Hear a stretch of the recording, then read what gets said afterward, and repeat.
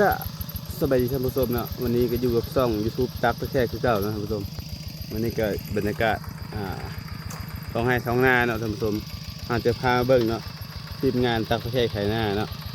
วันนี้ก็มากับหลานนะท่านผู้ชมเนาะเปลี่ยนเนาะรถไถกับคนจักไปใหญ่กว่าท่านผู้ชมก็คือมื้อนี้ทีมงานเฮาหมู่มานะเลยให้หลานเฮาไถซอยเนาะแบบแขนรถไถไปเลยท่านผู้ชมบางอันมันก็นุ่มบางอันมันก็บุนุ่มมันฝนตกบ้านแห้งไปเลยท่านผู้ชมเราก็ให้หลานเราไถเปลี่ยนท่านผู้ชมเชื่อมันก็ไถห้าไปก็เป็นยังเนาะท่านผู้ชมพอได้ไปกินน้ำนะท่านผู้ชมมันเมื่อยได้ไถคนเดียวเนาะเราไถตะลุ่มไปเลยท่านผู้ชมนี่เนาะไถเขาก็โค้งสยามท่านผู้ชมจักเป็นจักญี่ปุ่นเนี่ยท่านผู้ชมจักอย่างนี้นะ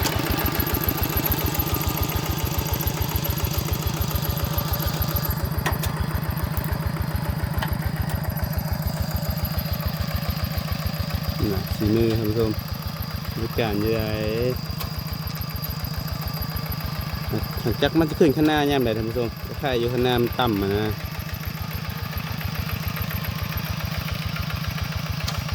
มีการห้ามมีท่านผู้ชมแต่ตัวเนี้ยอันนี้คือไถค้นแล้วจึงดำอันนี้ไถปกหญ้าไว้เพราะให้หญ้ามันเน่าในนึงท่านผู้ชม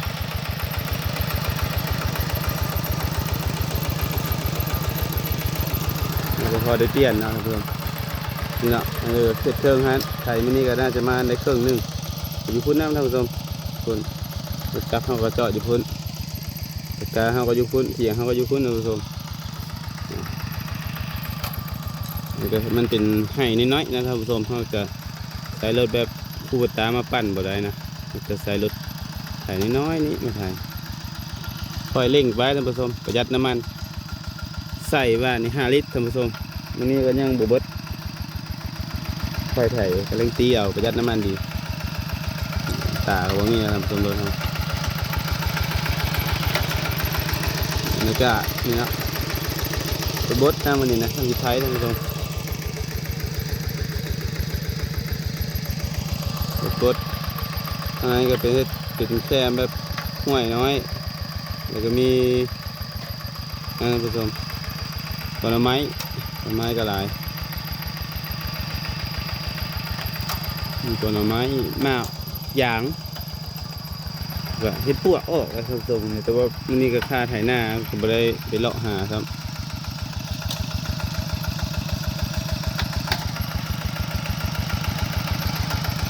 มาหินแน่ไหนเดี๋ยวไกลมาได้ฮะนะครับบอกท่านผู้ชมจะไม่สิแต่มาหินไม่สิง่ายท้องเปง่างท่านผู้ชมเดี๋ยวจะได้เปลี่ยนน้ำมันเครื่องใหม่นะหุบห้ามไปก็ยังเป็นยังท่านผู้ชมแบบเล็กน้อยมันกำลังห้าวแล้วท่านผู้ชมเลยเดี๋ยวมันก็คงวิธีเคาะวิธีโค้งแล้วท่านผู้ชมนะครับพอได้กินน้ำกินในนิดหนึ่งนะเดี๋ยวจะทีมงานเขาเดี๋ยวทางนั้นมันก็กินหมูเบิดท่านผู้ชมคือเขาใส่เป็นเขาจะกินแจ่หลายๆท่านผู้ชมส่วนหลายละแจ่หมูเบิดเพราะว่ามือใหม่นะมือใหม่ครับแต่พวกเป็นยังท่านผู้ชมหน้าเขาเองค่อยถ่ายไปนี่แต่ก็เศร้าขี้ค้านแล้วก็นอนท่านผู้ชมนี่บรรยากาศวันนี้เอามาขึ้นขนาดกำลงลงไกลไรขนาด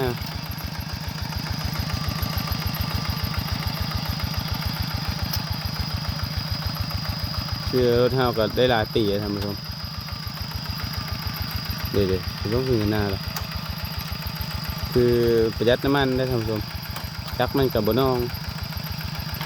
เพราะว่าใส่โค้งขยามพวกกระซ้างมันบ่แพ้จักท่านผู้ชม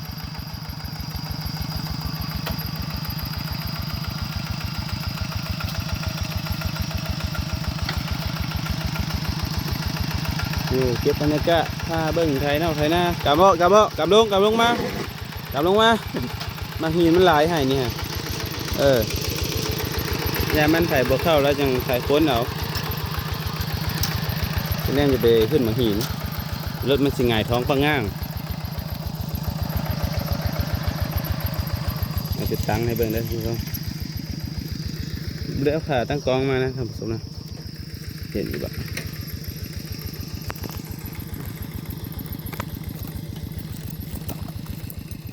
เนาะปลูกกัดหญ้าครับท่านผู้ชมเลยเรื่อง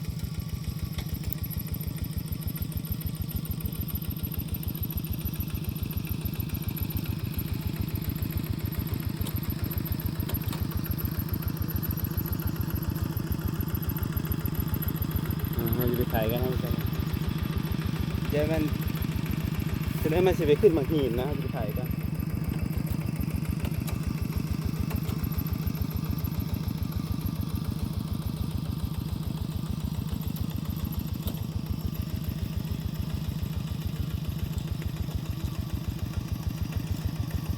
เดี๋ยวจับโทรศัพท์มาถ่ายดูเนาะ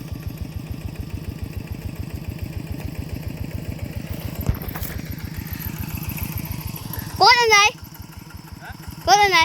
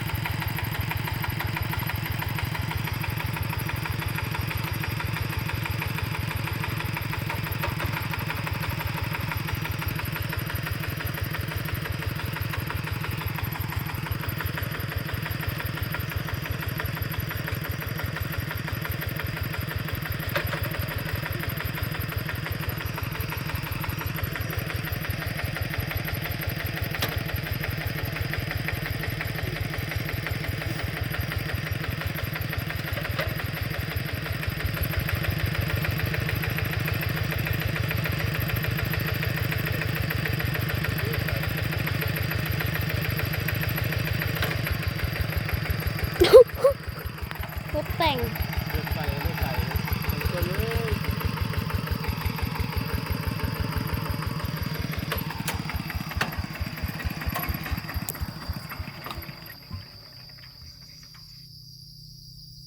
หมดสภาพท่านผู้ชมดับเลยครับ รถดับ ดูน้ำมันเปิดตัวไปเจ้าขาดตายท่านผู้ชมฮะน้ำมันยังอยู่เลยดิน้ำมันยังบ่เบิดโอ้ช่างเป็นนี่เลยปล่อยขาดกับบลงท่านผู้ชมนั่นสิไปแล้วกัน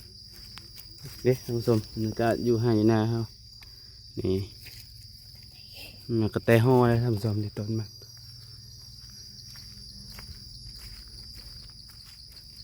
ก็มีมากเนี่ยท่านผู้ชมเนี่ยโคตรจะดกเลยจังมากอย่าง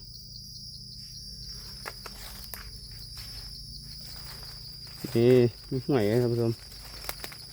ห่วยมีห่วยอะไรกันก่อนไม้นะแล้วมีห่วยมีก่อนไม้น้ำนั่นก็จะเป็นป่าเห็ดปวกเพราะว่ามื้อนี้ค่าไถนาท่านผู้ชมนี่บรรยากาศอยู่ให้อยู่หน้าตักตะแคกประมาณนี้ท่านผู้ชมหน่อไม้ก็ออกหลายท่านผู้ชมบรรยากาศพวกก็ช่วงนี้แหละแต่ว่าไม่ได้ไปหามานี่ก็นี่ก่อนหน่อไม้นี่ห่วยนะครับท่านผู้ชมบรรยากาศ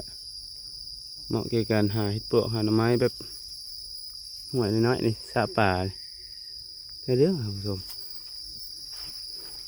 สุดท้ายก็ขอจบคลิปไว้จังนี้ท่านผู้ชมฝากกดติดตามกดไลค์กดแชร์ช่อง YouTube ตากตะแคงเลยท่านผู้ชมบรรยากาศทุ่งไร่ทุ่งนามาพักเลยพี่น้องทางไกล